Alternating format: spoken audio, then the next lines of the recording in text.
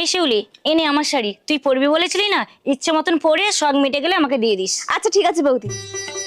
আরে বৌদি, তোমাকেই তো খুঁজছিলাম। কেন, কি হয়েছে বলো তো? বৌদি, আমার বউটাকে না কিছুতেই খুশি করতে পারছি না, কি করব বলো তো? বউটার একটু বেশি বেশি করে প্রশংসা করো, তাহলেই খুশি হবে। আরে প্রশংসা করলেই বউ খুশি হবে? ঠিক আছে, আজ থেকে বউকে এমন প্রশংসা করবো না, বউ কেন বউয়ের মা পর্যন্ত খুশি হয়ে যাবে। আচ্ছা ঠিক আছে, বাড়ি গিয়ে বউর প্রশংসা করতে শুরু করে দাও, যাও যাও। ঠিক আছে ঠিক আছে ঠিক আছে।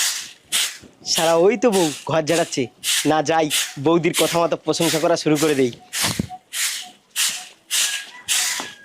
বউ, তোমাকে না এই শাড়িটা পরে পুরো ফাটাফাটি লাগছে, মনে হচ্ছে যেন স্বর্গের অপ্সরা।